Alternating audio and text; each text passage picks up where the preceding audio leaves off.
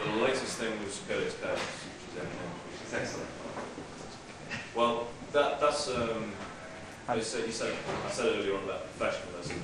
Codex Chaos is really one of the first products of being really professional about it, as in we get the artists, we get the miniature designers, we get the writers all together into a meeting, and we have arguments about, you know, whether Noise Marine guns should look like guitars or not, things like that.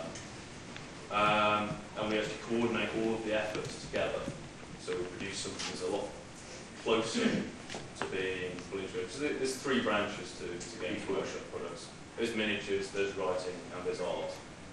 And getting them so that they're all going in the same direction and all understanding this is all about doing such and such. So it equals the cheese level, so to speak. Yeah. So we can make sure that we're all on board and we all know what's going on. And both me and Jules were very enthused by the artists and the miniature designs. They were really, yes, we got some ideas for this. And we saw it as a good opportunity to try out a new way of writing codex, which is to have a section at the back with lots of additional information, which isn't necessarily directly related into a tournament-winning army, but it's good stuff, it's interesting stuff that people want to know.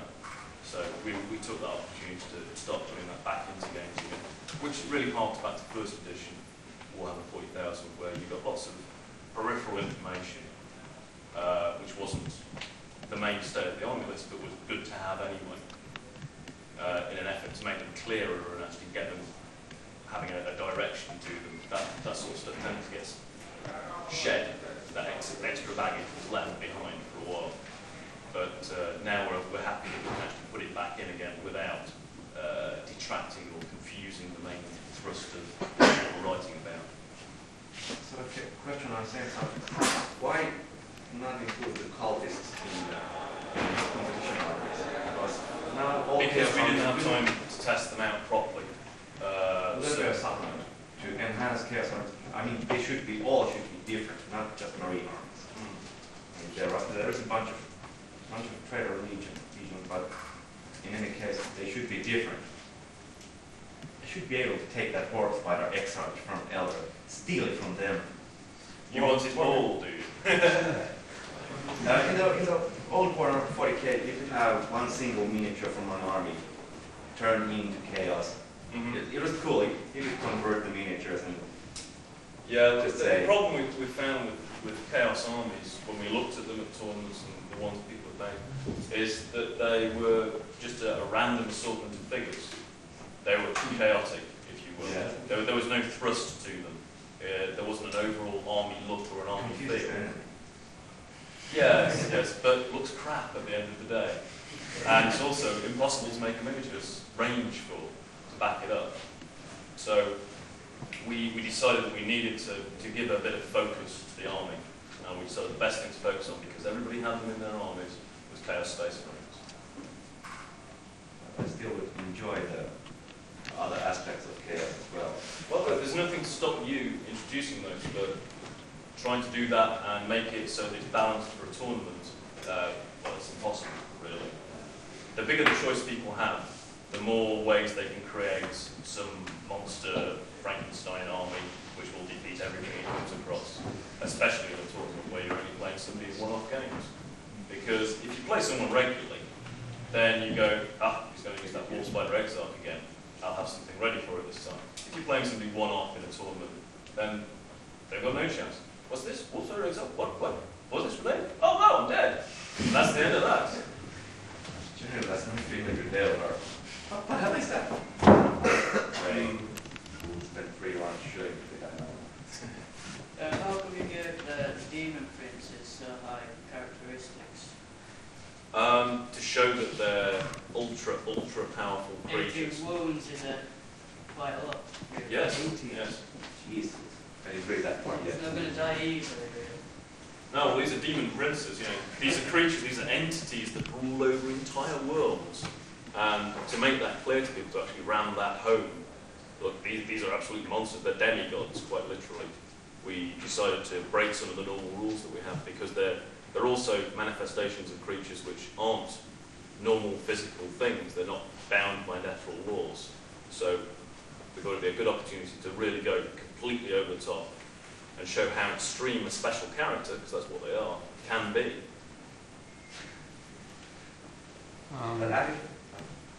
Go ahead.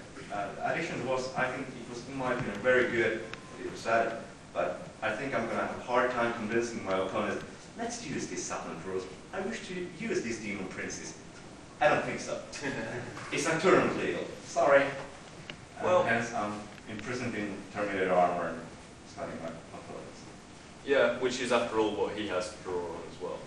So, yeah, I mean, this comes back to an element about special characters which most people don't grasp, which is that they're not primarily there to give you, again, some great uber character that you can smash your opponent with.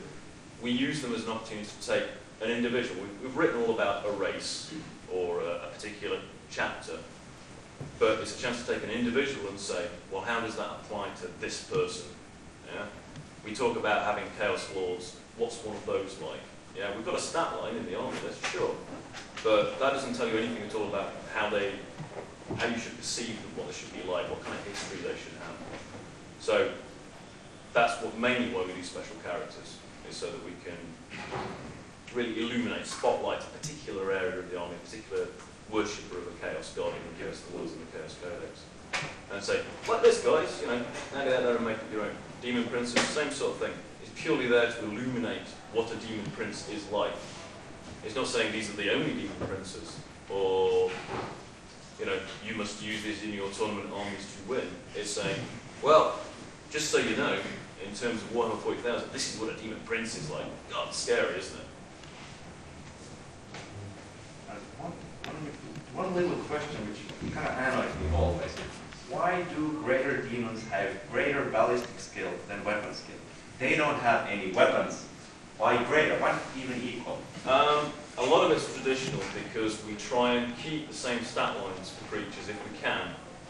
A, we try not to change them. B, we try and keep them the same in fantasy battles they are in Warhammer 40,000. Demons are in both systems, and rightly so. They're demons, they cross over the boundaries. So the reason that the greater demons have got a high ballistic skill is because they've always had a high ballistic skill. And I agree. yeah, not a very good reason, but a reason. The other thing is that, what would you give a ballistic skill of 3, same as a human being? Nah.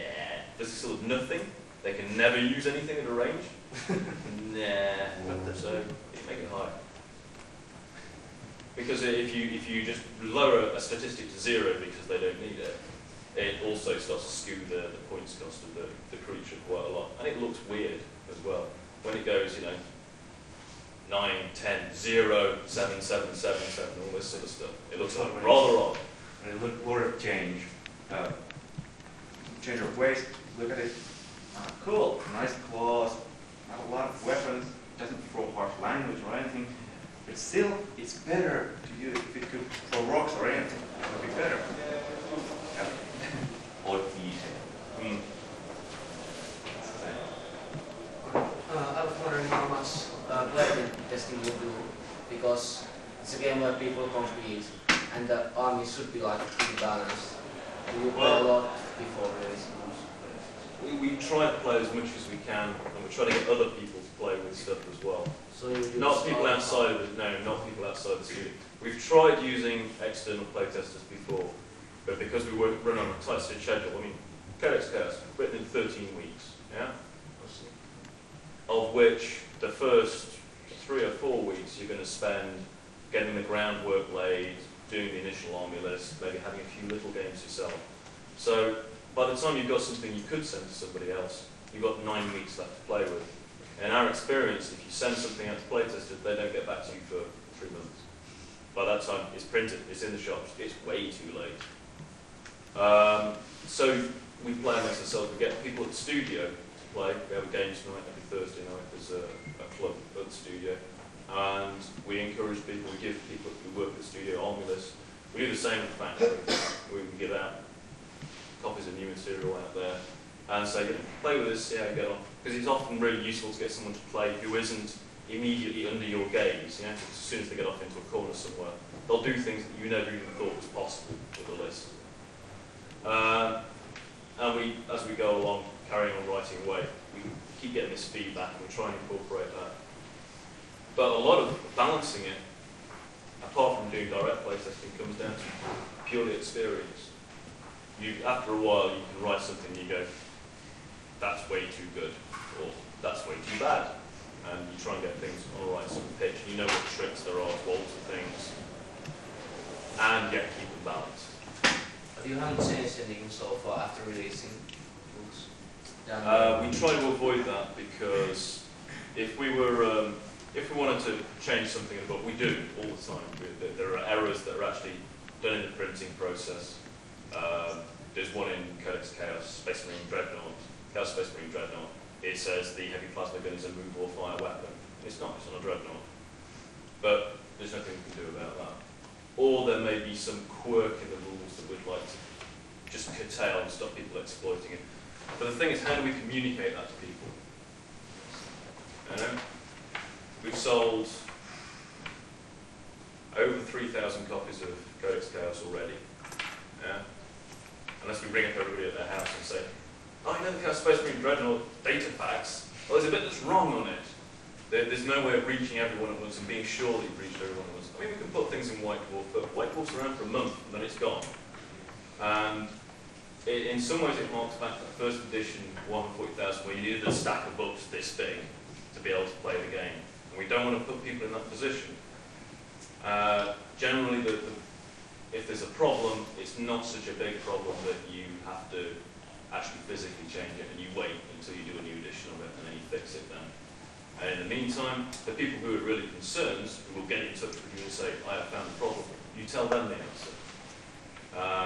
Now we've got internet facilities as well. That's another good way of putting out some frequently asked questions type stuff. But we'd rather not try and change things halfway through. It's a bit like driving a car and trying to grab the wheel at the last minute before you go around the corner and go, wait! It's just a good hiding to disaster. If you're not careful, you end up with several different sets of rules going around and nobody knows what the official one really is. So we almost always default to what's printed in the book, unless it's blatantly wrong, in which case we do have to go, get it wrong, guys. As was the case in the Dark Elf Army books, and the early printings of that had different points values in different places. So that kind of thing we do have to correct. But other than that, you'll try and avoid it at all costs and only do it as a real last resort. Just because of the confusion it causes. Could the solution to the different rule sets be like White Dwarf special errata issues? For example, I see the problem as the rule sets are not constant at any given time. They are evolving with the new supplements at all times. For example, Epic first consisted of only Space Marine. Then came Armies of the Imperium, everything was cool. Then came Renegades, and nothing was cool anymore. And I would say that what you need for the rules publish is, say, once a year White Dwarf special issue with all the latest rulings. For example, I have sent several questions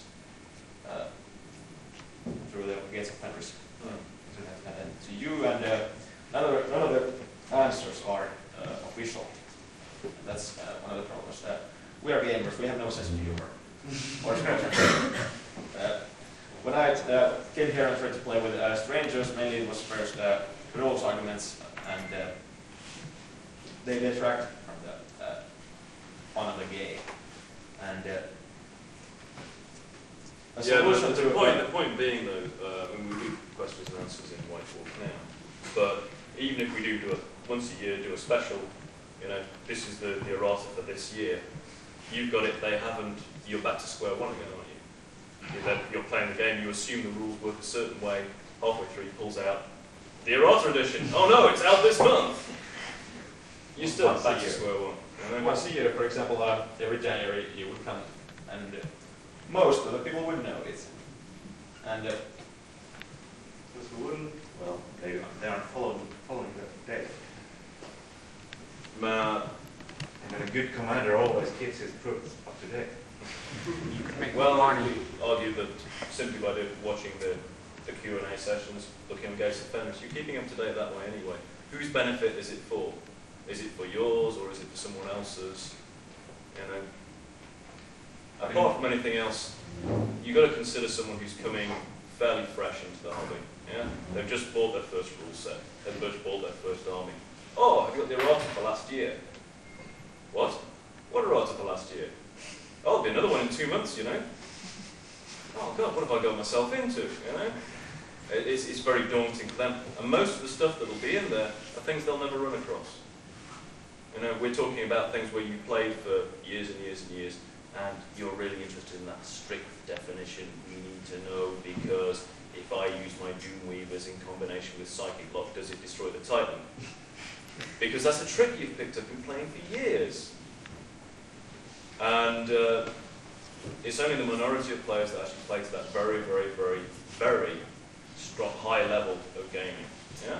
But we're the ones who In can play. tournament play. And you're the ones who can play, yeah. And you're the ones that we reply to directly. Rather than upsetting all the rest of the gamers by telling them lots of things that they, at the end of the day, they don't need to know. They're quite happy with things as they are. And of course, because we do revised edition, next edition, we fix the problem. And that's the end of that. So new 40K is coming. Eventually. But Will the codexes be modified, or will they stay? well, Or we're just doing give me a Warhammer. ride. How about just giving small errata sheets and update this, update that? We don't envisage Warhammer 40,000 changing so much that you can't just go through and say, oh, Assault Cannon, they don't do a D10 damage anymore, they do a D6. I'll just cross that out on my data sheet. So that they should still stay useful enough. We will reprint new codexes with the right information in it, obviously. And probably take the opportunity to make some minor changes as well. But you should be able to soldier on with the codexes you've got. But, the plan is with Warhammer that the actual Warhammer Armies books don't change at all. You know, there's maybe a few references where it says, you know, Warhammer Battle Magic, and they want to change it to Warhammer Magic just so you know what the current version is, but that's literally it. They don't want to change anything apart from that. And we're not going to go down that route. We're not completely wedded to not changing anything in the list. Because, for example, if we do Warhammer 40,000, we'd like to revise Codex Eldar. It's one of the ones which is obviously better. Space Wolves and Eldar, they're the two. Yeah, costs from all the Space Wolf and Eldar players. Because they have some advantages which unbalance them in terms of straight one-to-one gaming.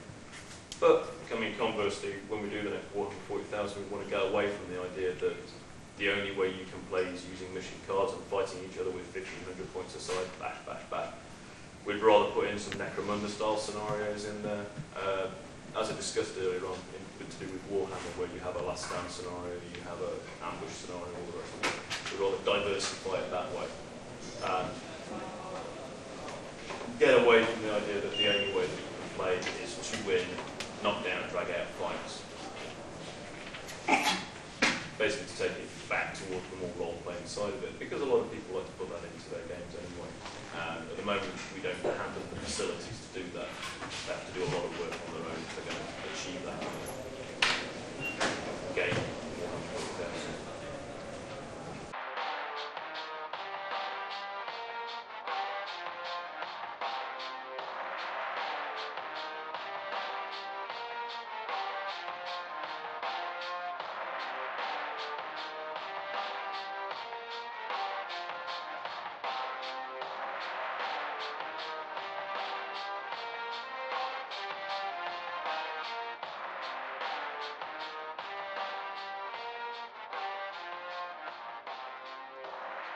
Ropecon.